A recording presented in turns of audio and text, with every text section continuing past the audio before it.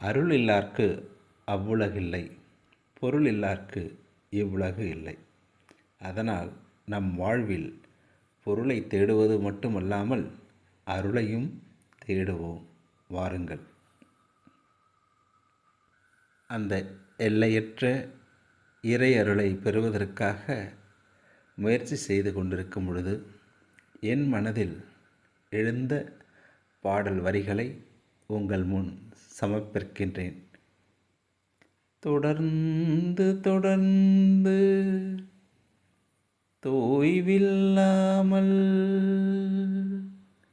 செய்து செய்து பயிற்சியை தளராமல் ஏதும் ஏதும் நினையாமல்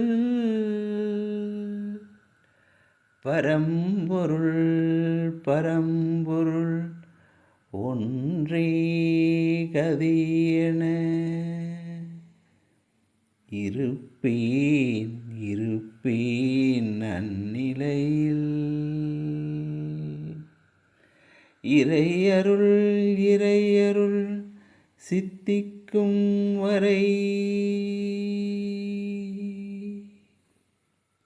இப்பாடலினுடைய அர்த்தம்: தொடர்ந்து மனம் தளராமல் இறைவனடியே மெய் என்று உணர்ந்து பயிற்சியை செய்தால் ஞானம் என்ற இறையருள் கிட்டும். எது நடந்தாலும் நடக்காவிட்டாலும் அருளை பெறுவதற்கான தவப்பயிற்சியை மேற்கொண்டால் இறையருள் சித்திக்காதோ? வாருங்கள், தவப்பயிற்சியின் மூலம் இறையருளை அடையலாம். ஓம் நமச்சிவாய.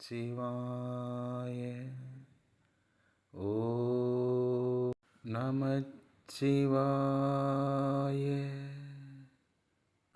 நன்றி, வணக்கம்.